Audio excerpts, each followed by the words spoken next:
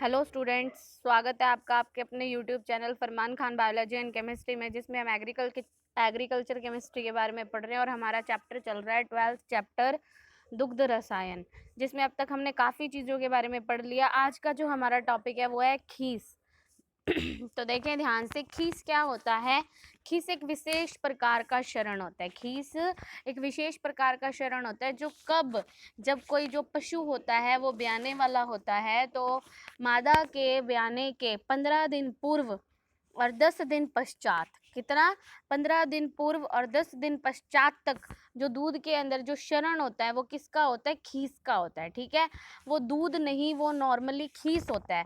अब देखो, खीस एक विशेष प्रकार का शरण होता है जो कि मादा पशुओं के ब्याने के तुरंत पश्चात, उससे पूर्व भी होता है। ठीक है, इसमें पश्चात की बात की गई है, लेकिन पशु के ब्याने से 15 दिन पूर्व और 10 दिन पश्चात। ठीक है, वैसे तो नॉर्मली क्या होता है कि जब पशु ब्याने वाला होता है तो अपने क्या करते हैं, 15 या 20 दिन पहले से ही उसमें उसका दूध निकालना बंद कर देते हैं। ठीक है, तो क्या होता है, इसीलिए यहाँ लिखा हुआ है कि पशु ब्याने के तुरंत पश्चात उनके अयन से प्राप्त होता है, जो गर्म करने पर क्या हो जाता है, स्कंदित अर्थात जम जाता है। क्या हो जाता है, स्कंदित हो जाता है। जैसे नॉर्मली क्या होता है, जब अपने दूध को गर्म करते हैं तो दूध फट जाता है। अगर अपने नॉर्मल भाषा में बोले तो दूध फट जाता है। ठीक है, अब देखिए आगे ध्यान दीजिए, खीस का संगठन दिया हुआ है। तो खीस के संगठन के अंदर ध्यान से देखिए, बात करें तो खीस के संगठन में प्रोटीन दिया हुआ है, कैसीन होता है, एल्ब्यूमिन और ग्लोब्यूलिन होते हैं, दुग्धम होता है, वसा, खनिज पदार्थ, जल। ये सारे के सारे खीस में पोषक तत्व पाए जाते हैं।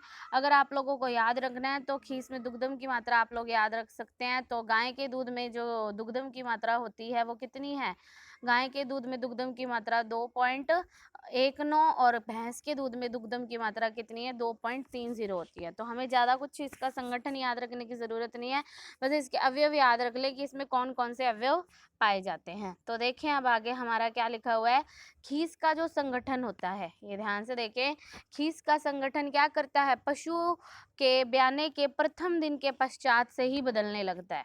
खीस का संगठन क्या होता है, पशु जैसे ब्याया तो पहले दिन खीस का संगठन अलग होगा, दूसरे दिन अलग होगा, तीसरे दिन अलग होगा, और लगभग 3 या 4 दिनों में खीस जो होता है वो दूध में बदल जाता है। नॉर्मली 1 हफ्ता लग जाता है। 1 हफ्ते के अंदर क्या होगा, जो खीस होता है वो धीरे धीरे दूध में परिवर्तित होने लगता है। वस्तुतः होता क्या है, खीस नवजात शिशु के लिए अति उपयोगी तरल पदार्थ है। ये नवजात को बीमारियों से बचाने का कार्य करता है। जो नॉर्मली क्या होता है, इंसानों भी में भी ऐसा होता है कि जब कोई औरत है वो किसी बच्चे को जन्म देती है तो उसके जो पहले दूध को बोला जाता है कि पहला दूध बच्चे के लिए अमृत का कार्य करता है, क्योंकि पहले दूध में क्या होता है, खीस जो होता है उसमें विभिन्न प्रकार के पोषक तत्व पाए जाते हैं जो बच्चे की रोग प्रतिरोधक क्षमता को क्या कर देते हैं, बढ़ा देते हैं। तो ये अभी हमने खीस के संगठन की बात की। देखें आगे हम खीस के भौतिक गुण पढ़ते हैं कि खीस में क्या क्या गुण पाए जाते हैं। तो खीस जो होता है, ध्यान से देखेंगे, दूध की अपेक्षा गाढ़ा होता है, थोड़ा पीलापन लिए हुए लसलसा तरल पदार्थ होता है। ये तरल कैरोटीन की अधिकता के कारण क्या दिखाई देता है, पीला दिखाई देता है। तो खीस में सबसे ज्यादा कौन सा कैरोटीन नाम का प्रोटीन पाया जाता है। यदा कदा इसका रंग हल्का लाल भी देखने को मिलता है। ऐसा क्यों होता है, ऐसा खीस में रक्त की उपस्थिति के कारण होता है। आयन की नसें अधिक दबाव के कारण फट जाती हैं, जिससे रक्त खीस में मिल जाता है और खीस ललाई यानी लाल रंग लिए हुए होता है। खीस में उपस्थित जो वसा गोलिकाएं होती है वो दूध की तरह पूर्ण रूप से गोल ना होकर अनियमित आकार की होती हैं। दूध में क्या होता है, दूध में गोल गोल पाई जाती हैं वसा गोलिकाएं, लेकिन क्या होगा, खीस के अंदर वसा की जो गोलिकाएं होती हैं वो गोल ना होकर क्या होती हैं, अनियमित आकार की होती हैं। इसका जो स्वाद होता है वो तीखा होता है एवं सुगंध साधारण दूध से क्या होती है, भिन्न होती है। तो इसके सारे गुण हमारे दूध से अलग हैं। आगे देखिए, इसकी प्राकृतिक अम्लता दूध की अपेक्षा अधिक होती है। दूध की कितनी होती है, 0.12 से 0.14। दूध में 0.12 से 0.14 अम्लता पाई जाती है, जबकि खीस के अंदर कितनी होती है, ये 0.2 से 0.4 के मध्य होती है। इसका मुख्य कारण खीस में प्रोटीन और ठोस पदार्थों की अधिकता है कि भाई खीस में क्या होता है, प्रोटीन और ठोस पदार्थ अधिक पाए जाते हैं, इसीलिए इसकी अम्लता भी दूध की अपेक्षा ज़्यादा होती है। घुलनशील पदार्थों की अधिकता होने के कारण इसका हिमांक माइनस का 0.605 सेंटीग्रेड दूध से अधिक है। आगे देखो, अगर अपने बात करें, दूध के आगे भी दिया हुआ है कि इसमें क्लोराइड की मात्रा, क्लोराइड क्या होते हैं, Cl-, आयनों की अधिकता होने के कारण इसकी विद्युत संचालकता भी अधिक होती है। याद रखना, विद्युत संचालकता जिसे शॉर्ट फॉर्म में अपने EC भी बोलते हैं, क्या बोलते हैं इसको, शॉर्ट फॉर्म में EC भी बोलते होते हैं। और ये जो विद्युत संचालकता होती है वो आयनों की संख्या पर निर्भर करती है। आयन जितने ज्यादा होंगे विद्युत संचालकता भी उतनी ज्यादा होगी। तो ये लिखा हुआ है ना कि इसमें क्लोराइड आयनों की अधिकता होती है, इसी कारण इसकी विद्युत संचालकता भी अधिक होगी। उसके बाद अगर हम बात करें इसके अपेक्षिक घनत्व की, तो इसका अपेक्षिक घनत्व, भाई गाढ़ा है तो ऑब्वियस सी बात है कि इसका घनत्व भी ज्यादा होगा। तो इसका घनत्व कितना होता है, 1.040 से 1.080 होता है। ये छोटी छोटी बातें हैं, एक एक नंबर का क्वेश्चन है जो आप लोगों को याद रखना है, ठीक है। दूध और खीस के संगठन में बहुत कम अंतर पाया जाता है। खीस में दूध की अपेक्षा, देखो हमने अभी पढ़ा था कि भाई जो खीस होता है उसका स्वाद थोड़ा सा तीखा होता है। तीखा होने का मतलब है कि उसमें दुग्धम क्या होगा, कम होगा। तो खीस में दूध की अपेक्षा दुग्धम कम मात्रा में व क्लोराइड आयनों की अधिकता ज्यादा होती है। नमकीन होता है दूध, सॉरी खीस जो होता है वो हल्का सा नमकीन होता है, हल्का सा तीखा होता है, क्योंकि उसमें क्लोराइड आयन ज्यादा पाए जाते हैं। खीस में वसा की मात्रा दूध की अवस्था पर, पशु की अवस्था पर निर्भर करती है। खीस में कुछ ठोस पदार्थ, भाई ये जो है इसको तुम साइड में रखो, इसको नहीं याद रखना। क्लोराइड पाए जाते हैं, कैसीन, एल्बुमिन, ग्लोब्यूलिन, ये सब पाए जाते हैं। अब आगे देखेंगे खीस का महत्व। तो खीस का महत्व क्या है भाई, नवजात शिशु के पोषण में खीस का महत्वपूर्ण स्थान है। ये हमें खीस और दूध के अंदर अंतर स्पष्ट किया गया। भाई देखो, अगर ध्यान से देखिए, भाई रंग क्या होता है, खीस का तो होता है पीलापन या लालपन लिए हुए, जबकि दूध जो होता है वो सफेद रंग का होता है। तीखा, अगर बात की जाए कि भाई खीस स्वाद में तीखा होता है, जबकि दूध क्या होता है, मीठा होता है। सुगंध अगर देखें तो खीस की असामान्य होती है और दूध की सामान्य होती है। अगर प्राकृतिक अम्लता की बात की जाए तो अम्लता दूध में इतनी है, खीस में इतनी है। घनत्व की बात की जाए तो ये खीस में इतना घनत्व होता है, दूध में इतना होता है। तो तुम लोगों को ये शुरू के सारे पॉइंट याद रखने हैं, ठीक है। हमें रंग याद रखना है, स्वाद, सुगंध, प्राकृतिक अम्लता, अपेक्षिक घनत्व, ये 5 चीजें तो आप लोग अच्छे से याद रखोगे ही रखोगे, ठीक है। देखिए विद्युत संचालकता भी याद रख लेना आप। विद्युत संचालकता को महो में नापा जाता है, क्या, महो, या इसको ओम इनवर्स भी बोलते हैं। ओम इनवर्स, देखो ओम का इनवर्स करते हैं मतलब उल्टा कर दो, MHO, उल्टा कर दिया तो क्या बन गया, महो। तो विद्युत संचालकता को क्या किया जाता है, महो में नापा जाता है। ये अपनों ने पहले पढ़ी हुई है। दूध की गाढ़ापन कितना होता है, दूध का गाढ़ापन होता है 1.5 से 2 सेंटीपाइस, ठीक है। तो ये सब चीजें आप लोगों को अच्छे से याद करनी है। ये हमारा टॉपिक पूरा हो चुका है, क्या, खीस। तो खीस इतना ही था। इसके अलावा देखो थोड़ा बहुत और है। खीस के और दूध के भौतिक और तुलनात्मक गुणों में अंतर देखो, खीस और दूध के अंदर अंतर स्पष्ट किया गया है। तो खीस और दूध में अंतर ध्यान से देखेंगे। खीस जो होता है वो नवजात शिशु के लिए आरेचक होता है। नवजात शिशु के लिए क्या होता है, आरेचक, मतलब कि ये उसके भोजन का पाचन करने का कार्य करता है, ढंग से भोजन में पाचन करने में सहायक होता है खीस। देखो ध्यान से, ये लिखा हुआ है ना, ये पेट में जमे हुए मल को बाहर निकालने में सहायता करता होता है। खीस जो होता है वो शिशु के रक्त में वास्तविक रोग प्रतिरोधकता लाता है। क्या लाता है, वास्तविक रोग प्रतिरोधकता लाता है, यानी कि क्या, बच्चे को बीमारियों से लड़ने में मदद करता है। माता के खून से बच्चे के खून में खीस द्वारा प्रवेश करती है। तो रोग प्रतिरोधकता क्या होती है, माता के खून से बच्चे के खून में, किसके द्वारा, खीस जो होता है वो माध्यम होता है जिसके द्वारा माता के रक्त से जो रोग प्रतिरोधकता होती है वो बच्चे के रक्त में प्रवेश करती है। खीस नवजात शिशु के लिए मुख्य पोषण होता है। इसमें सभी आवश्यक पोषक तत्व प्रचुर मात्रा में पाए जाते हैं जिनकी प्रारंभ में बच्चे को जरूरत होती है। अगर हमसे पूछा जाए भाई खीस में कौन कौन से विटामिन पाए जाते हैं, एक तो पाया जाता है विटामिन ए और एक पाया जाता है विटामिन बी कॉम्प्लेक्स। एक तो विटामिन ए पाया जाता है, एक विटामिन बी कॉम्प्लेक्स पाया जाता है। इनकी मात्रा अधिक होने से बच्चे का संक्रामक रोगों से बचाव हो जाता है।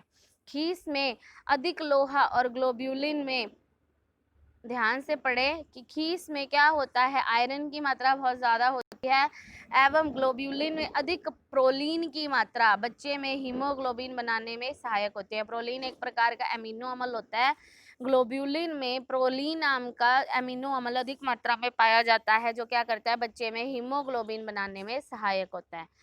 ठीक है, तो ये हमारा क्या हो गया, ये हमारा खीस टॉपिक हो गया। अब ध्यान से देखिए, हमारा नया टॉपिक है क्रीम। क्या है? क्रीम। तो ध्यान से देखते हैं क्रीम क्या होता है। क्रीम दूध से पृथक किया गया वह पदार्थ है। क्वेश्चन पूछा जाता है क्रीम को परिभाषित कीजिए, तो क्रीम को दूध से पृथक किया जाता है। ये दूध से पृथक किया गया वो पदार्थ है जिसमें वसा की मात्रा कम से कम 20% से ज़्यादा होनी चाहिए। वसा की मात्रा कितनी ज़्यादा होनी चाहिए? 20% से ज़्यादा होनी चाहिए। कम से कम 20% या फिर 20% से ज़्यादा होनी चाहिए। क्रीम के प्रकार, तो क्रीम को 3 टाइप में डिवाइड कर दिया भाई, पतली क्रीम, मध्यम क्रीम, गाढ़ी क्रीम। पतली क्रीम में वसा की मात्रा सिर्फ 20 से 25% होती है, मध्यम क्रीम के अंदर 25 से 45% होती है और गाढ़ी क्रीम में 45% से ज़्यादा वसा पाई जाती है। अगर हम क्रीम के संगठन की बात करें तो आपके सामने क्रीम का संगठन दिया हुआ है। क्रीम में क्या क्या चीज़ होती है? क्रीम में एक तो पानी होता है, ठीक है, इसके अलावा वसा विहीन ठोस पदार्थ होते हैं और ये कुल ठोस पदार्थ दिए हुए हैं। ठीक है, तो हम लोगों को ये ध्यान रखना है। आगे देखो क्या लिखा हुआ है, क्रीम पृथक्करण का सिद्धांत। तो आप लोगों को ये ध्यान रखना है, आप लोगों को संगठन अगर याद रहता है तो कोई अच्छी बात है, और अगर नहीं भी याद रहता तो कोई दिक्कत नहीं है इतनी बड़ी। हमें क्रीम का पृथक्करण करना है तो दूध का पता है भाई, हमें आपेक्षिक घनत्व कितना होता है, 1.0828 से 1.032, 1.028 से 1.032 होता है। इसमें वसा का आपेक्षिक घनत्व कितना है? 0.93 होता है। कितना होता है? 0.93 होता है वसा का घनत्व, 0.93, जबकि सप्रेटा दूध का आपेक्षिक घनत्व क्या है? 1.037। तो ये सारे याद रखोगे, ठीक है। दूध का आपेक्षिक घनत्व इतना है, वसा का आपेक्षिक घनत्व इतना है, सप्रेटा दूध का आपेक्षिक घनत्व इतना है, ठीक है। अब तुम लोगों ने देखा होगा कि जो वसा होती है वो बहुत ज़्यादा क्या होती है, क्रीम बहुत ज़्यादा हल्की होती है। आपने नॉर्मली घरों में देखा होगा भाई, जब दूध में या लस्सी चलाई जाती है तो क्या होता है, उसको अपने बहुत तेज़ी से उसके अंदर रई घुमाते हैं या फिर मथानी घुमाते हैं, तो क्या होता है, जो हल्के हल्के क्रीम के कण होते हैं वो ऊपर आ जाते हैं।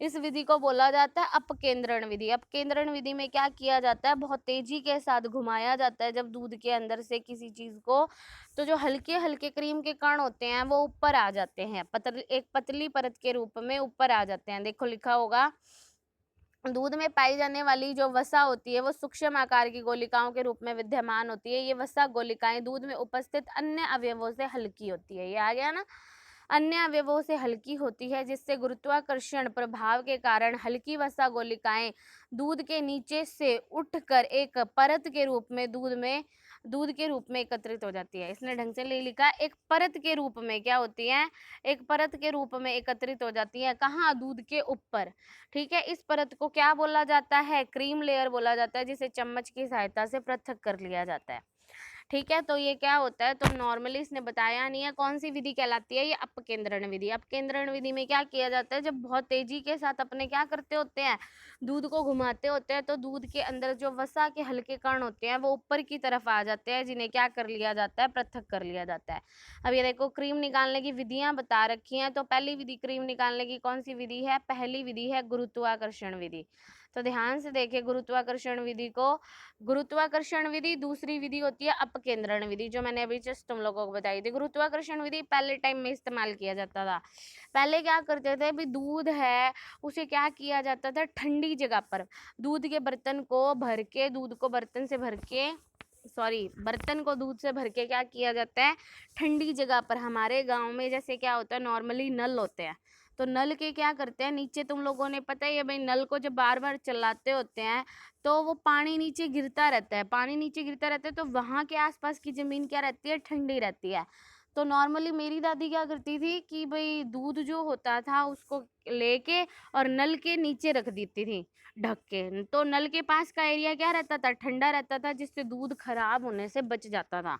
और जैसे दूध ठंडा हो जाता है ना, तो ठंडे दूध से मलाई को पृथक करना या क्रीम को पृथक करना आसान होता है।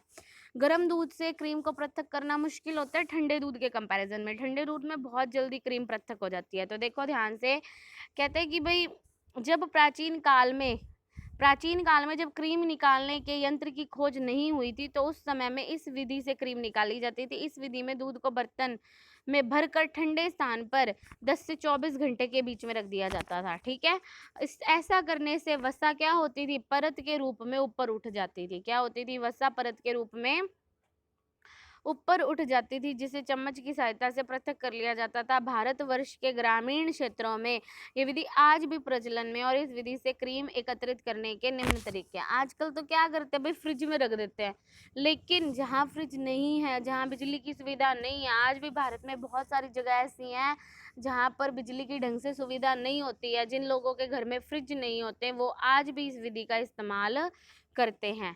नेक्स्ट देखो हमारी, अब इसके अंदर लिखा हुआ है इस विधि से क्रीम एकत्रित करने के 2 तरीके हैं। गुरुत्वाकर्षण विधि के आगे फर्दर दो पार्ट्स कर दिए, उथली कढ़ाई विधि, गहरी कढ़ाई विधि।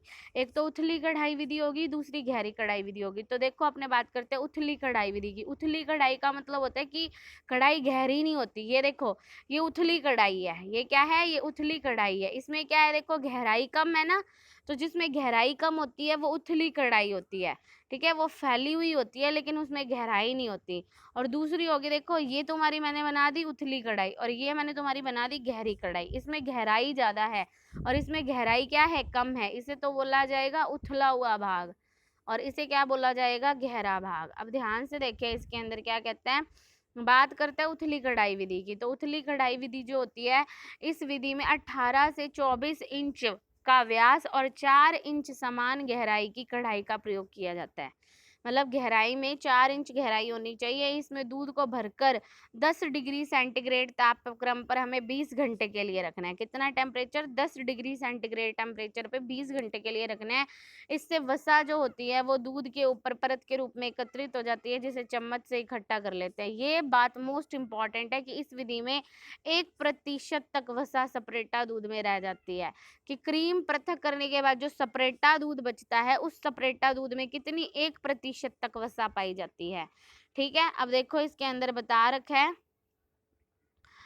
अब देखो जैसे ये तो मैं 2 डायग्राम दिए हुए हैं, ध्यान से देख लो भाई। ये कढ़ाई उथली हुई है क्योंकि इसमें गहराई कम है, और ये जो है वो गहरी कढ़ाई विधि है। ठीक है, इसमें गहराई क्या होती है, ज्यादा होती है। अब देखो इसके अंदर क्या किया गया है, ध्यान से समझेंगे। हमारी नेक्स्ट विधि कौन सी है, ये लिखा हुआ। अभी तो हमारी उथली कढ़ाई विधि हुई है, अब हम क्या पढ़ रहे हैं, अब हम गहरी कढ़ाई विधि पढ़ रहे हैं। ये उथली कढ़ाई विधि हमारी हो चुकी है, दूसरी अब अपने पढ़ रहे हैं गहरी कढ़ाई विधि। ये हमारी गहरी कढ़ाई विधि है, यहाँ लिखा हुआ है चाहे नहीं लिखा हुआ है, यहाँ आप लिख लोगे। ये हमारी कौन सी है, गहरी कढ़ाई विधि है। इस विधि के अंदर 20 इंच गहरी और 8 से 12 इंच व्यास की कढ़ाई का प्रयोग किया जाता है। ठीक है, गहराई ज्यादा है, उसमें तो गहराई सिर्फ 4 इंच थी, इसमें कितनी है, इसमें 20 इंच गहरी और 8 से 12 इंच व्यास की क्या होती है, कढ़ाई का प्रयोग किया जाता है। इसमें दूध भरकर वही 10 डिग्री सेंटीग्रेड टेम्परेचर तक उसमें रखा था 20 घंटों के लिए, इसमें रखा जाएगा 24 घंटों के लिए। ठीक है, उसमें कितने घंटों के लिए रखा था, अगर आप लोगों ने देखा हो तो इसमें ये देखो अपनों ने लिखा है 20 घंटे के लिए रखा जाता है, जबकि इसके अंदर हम क्या कर रहे हैं, इसमें हम 24 घंटे के लिए रखते हैं। ठीक है, 24 घंटे तक रखने पर क्या होगा, जो दूध है, जिससे दूध की वसा एक परत के रूप में क्या आती है, ऊपर एकत्रित हो जाती है, जिसे साफ चम्मच से अलग कर लेते हैं। अब मेन बात याद रखना कि उसमें जो सपरेटा दूध होता है उसमें 1% वसा बचती है, और इसमें जो सपरेटा दूध होता है उसमें सिर्फ आधा प्रतिशत वसा बचती है। ये बहुत इंपॉर्टेंट लाइन है ध्यान रखने वाले की। जो उथली कढ़ाई विधि है उसमें सपरेटा दूध में 1% वसा बच जाती है, शेष रह जाती है, और गहरी कढ़ाई विधि में सिर्फ आधा प्रतिशत वसा शेष रह जाती है। ठीक है, उसके बाद देखो तीसरा तरीका दिया हुआ है, दूध में पानी मिलाकर क्रीम निकालना। कि इस विधि में दूध में समान मात्रा में, जितना दूध है उतनी समान मात्रा में स्वच्छ पानी मिलाकर उथली या गहरी कढ़ाई विधि से क्रीम निकालते हैं। ऐसा करने से वसा के कण नीचे से ऊपर आसानी से आ जाते हैं। इस विधि के अंदर भी सपरेटा दूध में वसा की मात्रा कितनी रहती है, सिर्फ और सिर्फ आधा प्रतिशत शेष रह जाती है। ये बात याद रखना आप लोग कि कितने प्रतिशत कौन सी वसा शेष रहती है। नीचे है देखो जर्सी क्रीम विधि, अपनी अभी तक वही चल रही है गुरुत्वाकर्षण की विधियां। पहले आई उथली कढ़ाई विधि, फिर आई गहरी कढ़ाई विधि, तीसरी आई पानी मिलाकर पृथक करने वाली विधि, और लास्ट विधि है हमारी जर्सी क्रीम विधि। तो जर्सी क्रीम विधि में एक ऐसा बर्तन लिया जाता है, 2 दीवार वाला बर्तन। जैसे तुम लोगों को अगर याद होगा तो मैंने तुम लोगों को पहले भी बताई थी एक विधि, जिसमें अपने क्या करते हैं, दोहरी दीवार वाला बर्तन लेते हैं, जिसे अपनों ने जैकेट बोला था। अगर आपको याद है तो कौन सी विधि के अंदर था वो भाई, शुरुआत में अपनों ने पढ़ी थी वो, उस विधि का नाम था कुछ, हाँ, बैच पास्तुरीकरण विधि, धारण या बैच पास्तुरीकरण विधि।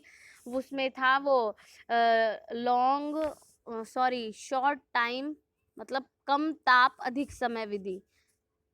नहीं, अधिक ताप कम समय विधि। क्या थी? अधिक ताप कम समय विधि थी वो। अधिक ताप कम समय विधि में हमने क्या किया था भाई, धारण की प्रक्रिया 30 मिनट तक रखी थी और टेम्परेचर रखा था 63 डिग्री सेंटीग्रेड टेम्परेचर। तो आप लोगों को ये सब अच्छे से याद रखना है। इसमें भी दोहरी दीवार वाला, 2 दीवार वाला बर्तन ले लेते हैं। दोनों दीवारों के बीच में जो रिक्त स्थान होता है, ये स्थान है, उसमें 88 डिग्री सेंटीग्रेड का, जैसे ये ले लिया दोहरी दीवार वाला बर्तन, ये ले लिया, ये बीच में दीवार है, ये धोई खाली जगह है, यहाँ पर क्या करेंगे, गर्म पानी भर लेंगे। कितने टेम्परेचर का? 88 डिग्री सेंटीग्रेड टेम्परेचर का। कितने टेम्परेचर का? 88 डिग्री सेंटीग्रेड टेम्परेचर का इसके अंदर पानी भर लिया जाता है, और फिर यहाँ अपने दूध भर देते हैं। इससे दूध का टेम्परेचर कितना, 43 डिग्री सेंटीग्रेड टेम्परेचर तक पहुँच जाएगा। इसके बाद गर्म पानी की जगह पर ठंडा पानी या बर्फ़ के टुकड़े डाल देते हैं भाई। यहाँ जहाँ अपनों तुमने गर्म पानी डाला था, अब यहाँ क्या करेंगे, बर्फ़ के टुकड़े डाल देंगे और टेम्परेचर को कितना कर देंगे, 10 डिग्री सेंटीग्रेड तक कर देंगे। 24 घंटे तक रखने के बाद वसा की तह को अलग कर लिया जाता है, और इस विधि में भी सपरेटा दूध में वसा की मात्रा कितनी रह जाती है, सिर्फ ½ %। सिर्फ तुम लोगों की एक विधि थी जिसके अंदर 1% रह रही थी, बाकी सबके अंदर ½ ही रहती है। लास्ट विधि अपने पढ़ लेते हैं बस, अपकेंद्रण विधि। तो अब तक आप लोगों ने क्या पढ़ा, अब तक आप लोगों ने 4 विधि पढ़ी हैं। किसकी? गुरुत्वाकर्षण विधि के 4 प्रकार पढ़ लिए आप लोगों ने। पहला प्रकार था उथली कढ़ाई विधि, उसमें 1% वसा शेष बचती है सपरेटा दूध में।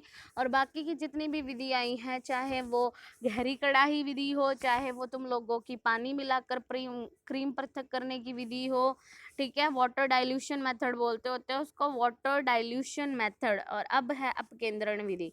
उसके बाद जर्सी विधि थी, वो भी तुम्हारी गुरुत्वाकर्षण विधि का ही प्रकार था। नेक्स्ट हमारा टाइप है अपकेंद्रण विधि। तो हमारे देश में जलवायु गर्म होने के कारण दूध रखने पर जल्दी खराब हो जाता है। ऐसी परिस्थिति में दूध का यांत्रिक विधि द्वारा क्रीम पृथक्करण करना आवश्यक हो जाता है। इस विधि द्वारा क्रीम पृथक्करण करने पर ही एक भौतिक नियम पर आधारित है, घनत्व के सिद्धांत पर आधारित है। मैं बता देती हूँ, घनत्व के सिद्धांत पर यह आधारित होती है। इसके अनुसार क्या होता है, जिनका घनत्व होता है कम, वो तो क्या होते हैं, ऊपर आ जाते हैं। जिनका घनत्व क्या होता है, ज़्यादा, वो चीज़ नीचे बैठ जाती है। तो देखो क्या लिखा हुआ है, जब अलग अलग आपेक्षिक घनत्व वाले द्रव पदार्थ में एक ही केंद्र पर समान गति से, जब अलग अलग आपेक्षिक घनत्व वाले द्रव पदार्थ, कौन कौन, एक तो क्रीम और एक कौन, दूध, अलग अलग आपेक्षिक घनत्व है। क्रीम जो होता है उसका घनत्व क्या होता है, कम होता है, और दूध का घनत्व जो होता है वो क्या होता है, ज़्यादा होता है। ठीक है, तो जब अलग अलग आपेक्षिक घनत्व वाले द्रव पदार्थ एक ही केंद्र पर समान गति से एक ही दूरी पर घूमते हैं, ये भाई ये मेन केंद्र है, और हम क्या इसको घुमा रहे हैं, समान दूरी पे घुमाते हैं, घुमाते चले जाते हैं। तो कहते हैं कि जो कम आपेक्षिक घनत्व वाले द्रव होते हैं उन पर कम अपकेंद्रीय बल लगता है, जिससे कम आपेक्षिक घनत्व वाले वसा जैसे पदार्थ केंद्र की ओर क्रीम के रूप में बाउल में प्रवेश कर जाते हैं। ये आगे तुम्हारी एक मशीन होती है बिल्कुल मिड में, ये क्या कहते हैं, जब अपने इसको घुमा रहे हैं, किस किस को, हमारे क्रीम और दूध लगातार एक साथ घूमता चला जा रहा है, तो क्रीम जो होता है उसका अपेक्षित घनत्व कम होता है, तो इस कारण वो केंद्र की तरफ जाती हैं। और यहाँ एक छेद होता है, उस छेद में से ये क्या करती हैं, नीचे की तरफ आकर क्रीम स्पाउट, ये लिखा हुआ है कि कम आपेक्षिक घनत्व वाले वसा जैसे पदार्थ केंद्र की तरफ क्रीम के रूप में बाउल में प्रवेश कर जाते हैं, जहां से क्रीम स्पाउट द्वारा उनको बाहर निकाल दिया जाता है। और अधिक आपेक्षिक घनत्व वाले पदार्थ जैसे सप्रेटा दूध होते हैं वो केंद्र से दूर बाउल की बाहरी परिधि की ओर सप्रेटा दूध के रूप में सप्रेटा स्पाउट द्वारा बाहर निकाल दिए जाते हैं। दो भाग बताए हुए हैं इसके अंदर, एक क्रीम स्पाउट जिससे क्रीम को बाहर निकाला जाता है, वो तो निकाले जाते हैं केंद्र की ओर से, बीच में से निकाले जाते हैं, जबकि सप्रेटा दूध जो सप्रेटा स्पाउट होता है वो जैसे मान लो ये कोई मशीन है तो इसके किनारों की तरफ जो होगा वो तुम्हारा सप्रेटा स्पाउट लगा होगा और बीच में क्रीम स्पाउट, बीच में बाउल है, यहाँ से प्रवेश करके क्रीम स्पाउट द्वारा अलग कर लिया जाता है। ये तुम लोगों को मशीन अभी बताऊंगी उससे समझ आ जाएगा। तो देखो इस प्रकार दूध से क्रीम अलग हो जाती है और इस विधि से दूध से क्रीम अलग करने के लिए जिस मशीन का प्रयोग किया जाता है उसे क्रीम सेपरेटर कहते हैं। ये देखो, ये ध्यान से देखना, ये क्रीम सेपरेटर तुम्हें मशीन दी हुई है, इस टाइप से ये मशीन दी हुई है। इसके अंदर ध्यान से तुम लोगों को जब देखोगे दूध यहाँ बीच में प्रवेश करता है बाउल के अंदर और यहाँ से क्या करता है, क्रीम स्पाउट के द्वारा क्या कर लिया जाता है, अलग कर लिया जाता है। ठीक है, तो ये मैं तुम लोगों को कल समझाऊंगी डायग्राम अच्छे से। तो आप लोगों को आई होप ये वीडियो पसंद आई हो। इसमें ये बात ध्यान रखना, जर्सी क्रीम विधि में दो प्रकार के थे, एक तो कम घनत्व वाले थे और एक ज़्यादा घनत्व वाले थे। जो कम घनत्व वाले हैं वो तो जाते हैं मशीन में केंद्र की तरफ, कहाँ जाते हैं, मशीन में केंद्र की तरफ जाते होते हैं। ठीक है, और ये जो होते हैं ज़्यादा घनत्व वाले वो कहाँ जाते हैं, वो मशीन में बाहर की तरफ केंद्र से दूर जाते हैं। ये केंद्र की ओर जाते हैं, केंद्र की ओर, और ये क्या जाते हैं, केंद्र से दूर जाते होते हैं। ये बात ध्यान रखना आप लोग कि जो जिसका अपेक्षित घनत्व क्या था, कम था, वो तो कहाँ गए, केंद्र की ओर जाते होते हैं मशीन में, और जिनका अपेक्षित घनत्व ज़्यादा होता है वो केंद्र से दूर जाते होते हैं। क्लियर हो गया आपको। और ये जो होते हैं बाउल के अंदर प्रवेश करके फिर क्रीम स्पाउट के द्वारा अलग कर लिया जाता है, और ये क्या करता है, ये परिधि की तरफ जाते हैं, बाउल की बाहरी परिधि की ओर स्प्रेटा दूध जो होता है वो स्प्रेटा स्पाउट के द्वारा अलग कर लिया जाता है। तो आप इसको पढ़ने की कोशिश करना, आई होप आप लोगों को समझ आ गया होगा। तो अगर आपको समझ में आया है तो आप अच्छे से इसको पढ़ें, इसके नोट्स बनाएं और आप लोग अपने रिव्यू कमेंट में ज़रूर बताएं कि भाई आप लोगों को वीडियो पसंद आ रही है, या फिर अगर कोई भी परेशानी है तो उससे रिलेटेड चीज़ भी हम सॉल्व करेंगे। तो अगर आपको वीडियो पसंद आई हो तो इस चैनल को लाइक करें, ठीक है, इसको वीडियो को शेयर करें ज़्यादा से ज़्यादा, और इस चैनल को सब्सक्राइब ज़रूर कर लें। आप लोग इस चैनल को सब्सक्राइब कर लेंगे तो भाई बहुत अच्छा होगा आप लोगों के लिए भी और हमारे लिए भी। धन्यवाद।